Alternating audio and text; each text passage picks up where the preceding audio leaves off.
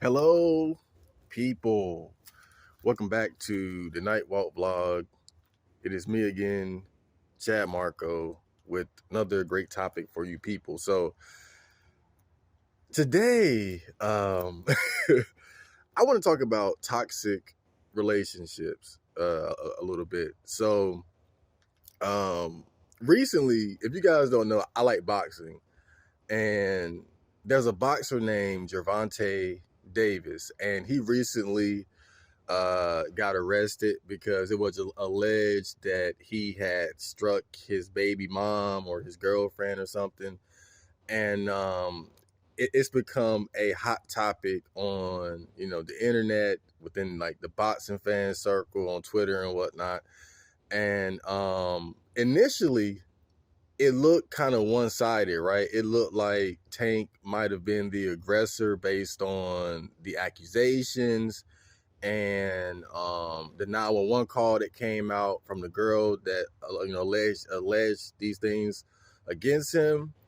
But then later on, after he got out, he put out some stuff that he recorded that his girl was doing, right? So he showed pictures of her where she put his toothbrush in their child's like dirty diaper, so the toothbrush was like covered in shit.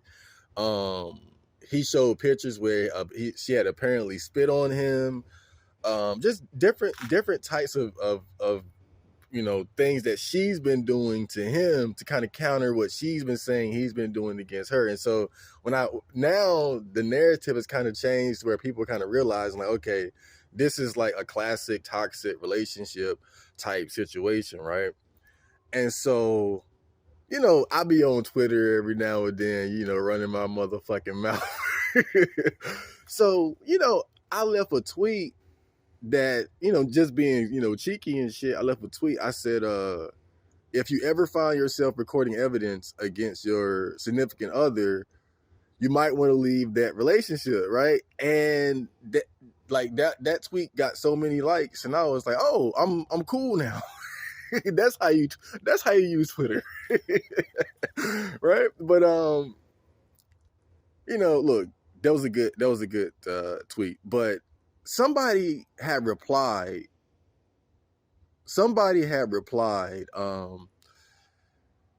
that, and he said, there were a few, and somebody had replied and said, spoken like someone who's never been in a toxic relationship. And then in my mind, I'm like, you're damn Skippy. You're not supposed to be in that shit in the first place, but we'll get there, right? And then somebody else was like, he can't really avoid her. That's his baby mom. That's his baby mom's. Right? So, got a little pushback on that. But I was like, okay. And so it reminded me of a situation that I was in with somebody that I know that's in a toxic relationship. And I said, it's time to talk about this. So what the hell? but anyway, I'm in the hood. But anyway, I'm sure you guys know I've talked about my, I know someone who's in a really, I've known several people who are in toxic relationships. I swear, all I've ever seen growing up was toxic relationships. That's how I kind of know like what the signs are and shit. And I've told you guys I know someone's in a toxic relationship, and I've had the privilege, I hate to say it like that, but I've had the privilege of seeing this guy from the very beginning stages of the toxic relationship to where he is now, where it's kind of like, when I see Tank Davis and the shit he put out, I'm like, yo, this is just like the guy I know. Right? And so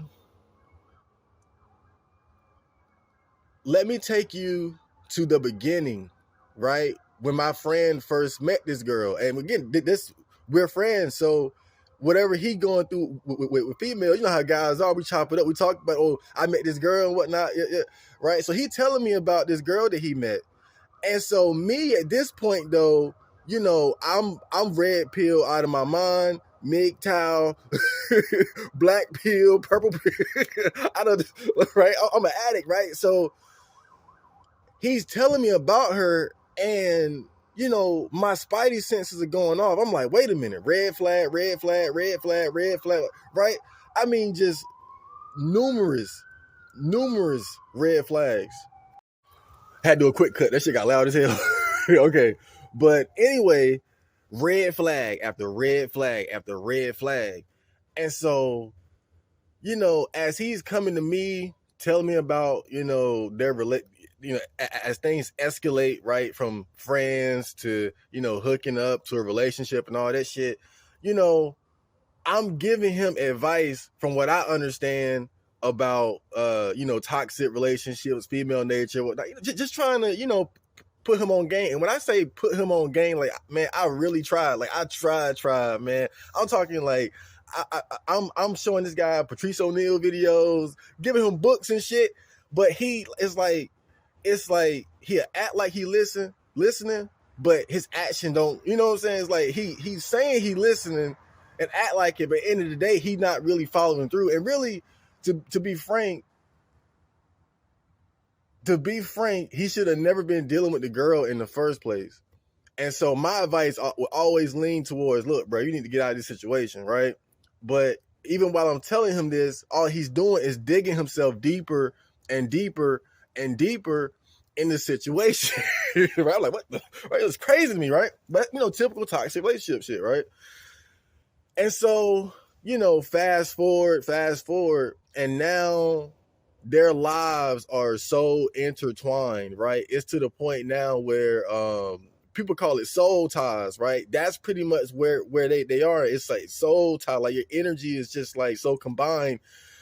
It's almost like it would be so difficult to separate them at this point, even though that's what really needs to happen. But you know, it's at the point where it's like, you know, you share a home together. Now you have a kid together, and you share a car together. You guys have shared time together. You know each other's families, like that. You know, those soul ties are just dug in deep at this point, right? But still, it's a crazy, toxic, chaotic relationship. And so I remember this was kind of recent, right? When he came over again, just trying to, you know, ask me for advice and whatnot. And I'm giving him advice, right? And I remember he looked at me. I forgot exactly what he said, but it was like he didn't like the advice that I was giving him. And I didn't say nothing at the time because, you know, at this point, I already know that, you know, I can't get him out of that situation, right? That's the forces necessary to get somebody out of a toxic relationship is beyond. I'm telling you, I question if Jesus could do it, right? But I'm the good friend, so I'm just tell you what it is. But I can tell, like, he ain't like the advice that I was trying to give him. And I was kind of, you know, I ain't say nothing, but inside I was taken aback by that.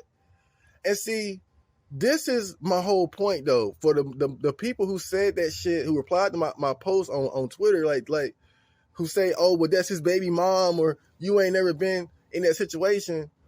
Bro, you're not supposed to be in that situation in the first fucking place. I was telling this guy to get out before he got this dug in the first place. That's why I don't have sympathy for these niggas. Because I've seen it firsthand. It don't matter.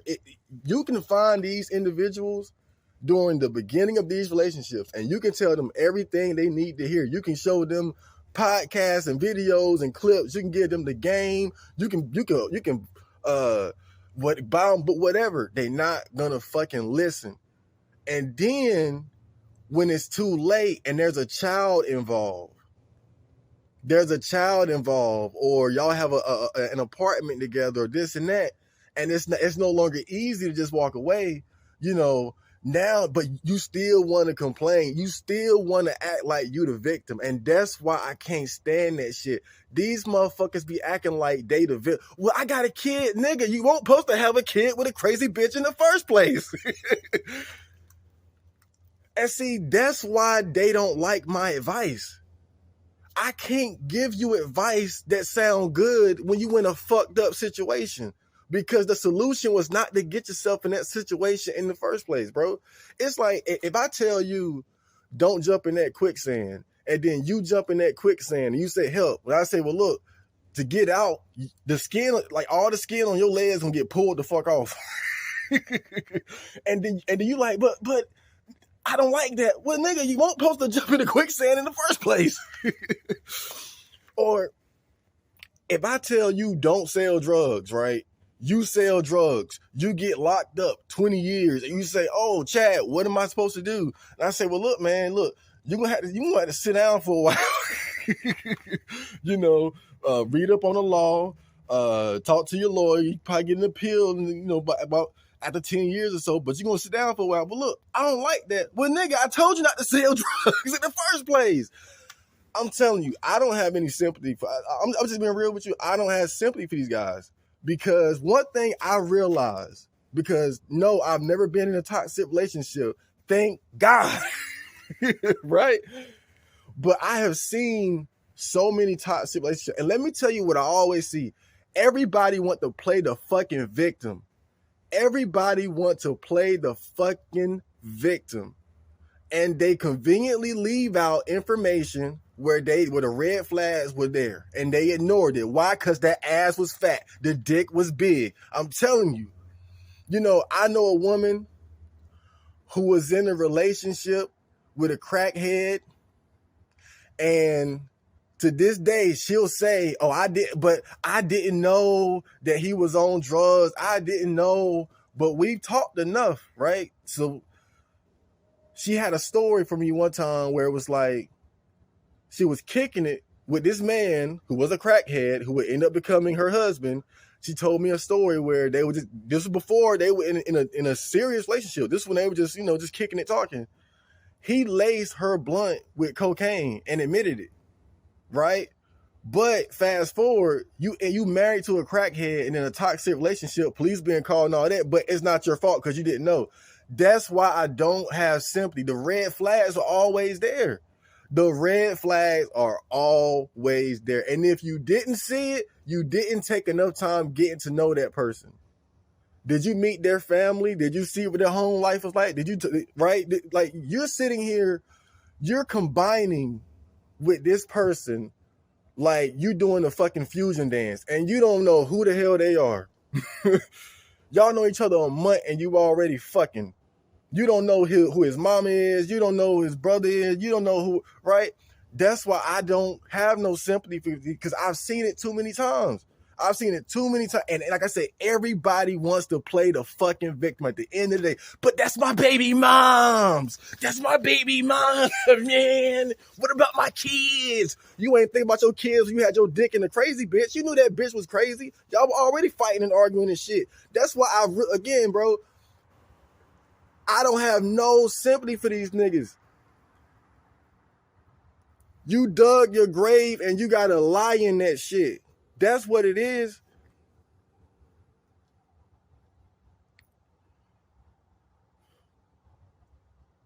You got yourself in a situation.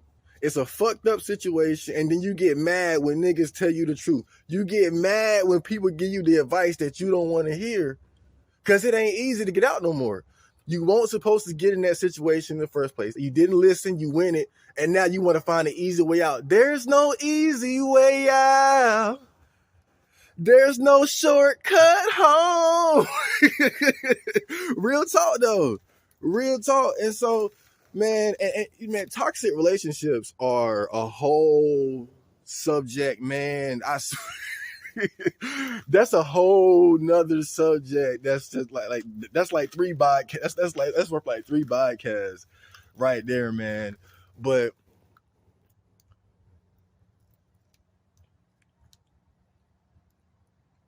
let's say, for example, like just for the sake of argument, right? You fucked up. You got a crazy bitch pregnant. Y'all have a kid together.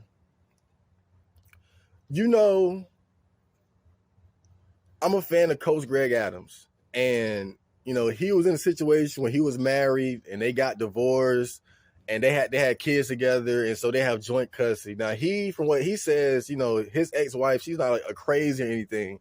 It was just like it got to a point where they could no longer, just be together in a relationship. And he always makes this point that, once you have a child with someone, you never truly break up with them, because you guys are forever linked because of that child. Even when that child is 25 and getting married, both of y'all got to show up to that marriage, right? If y'all are good parents and whatnot, right? So you guys are always going to be linked once you have a child. But one thing that he says about how he deals with the whole joint custody situation is, they have apps for, communicating about, different things about the children between separated parents and whatnot, right? He also says everything happens through the courts. If she violates something, or I feel like she's doing something wrong regarding my kids, I go to the courts. I don't go pulling up on Ray Ray with my Glock trying to fight. I go to the courts, right? And so what I'm saying is, look, it's a fucked up situation when you made the mistake of getting a crazy bipolar bitch pregnant and you in a toxic relationship, right? But you still have to do as much as you can as far as separating yourself from that person. You can never fully separate once you have that child if you want to be a part of that child's life. But you can put enough distance between yourself to where you can move on with your life and avoid the type of situations that Gervonta Davis is in, right? But you got to be smart about the shit. Everything has to be handled through the courts. If you got to go pick up your child for the weekend, then look, when you send somebody else, send your sister to go pick her up. Or when you go, have a witness, have 2 or 3 witnesses with you. Especially if you're in a situation like Gervonta where you got money, right? You got a team, you got money, have witnesses with you when you go pick up your daughter, pick her up and go the fuck home. Don't get her and go the fuck home. Go to court, get everything, all the, I get this week, she get that week. Send somebody to pick up your child, bring them over, boom, boom, bruh. Now, again, is that easy? Is that simple? No, but you put yourself in that situation and you got to deal with the consequences of that. Yes, it's consequences for your actions. Don't get mad at me when I give you the harsh reality that there's no easy way out. Goddamn, bro. But man, I'm telling you, bro.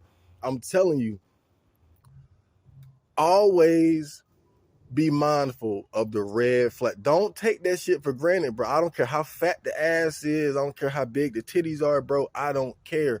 Mind the red flags. Mind the red. It's not a game. It's not a game. When you see that, look it up, research, figure out the signs of a crazy bitch and take heed.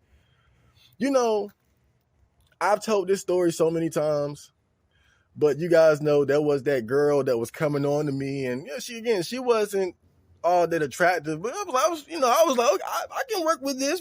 You remember? But the thing was, she was already talking to one of my friends, right?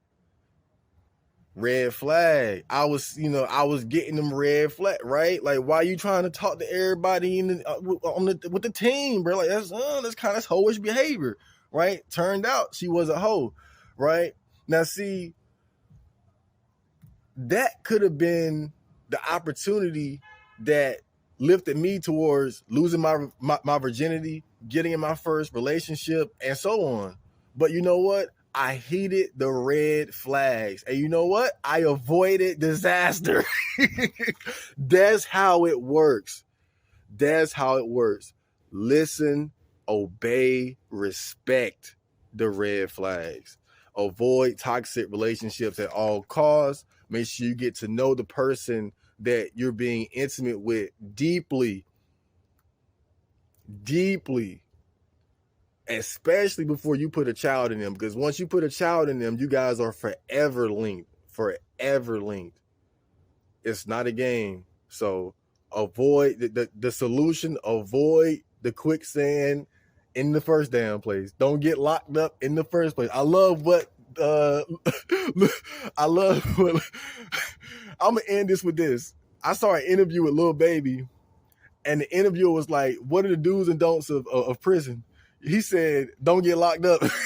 Exactly. Don't get locked up, nigga. I'll see you guys later.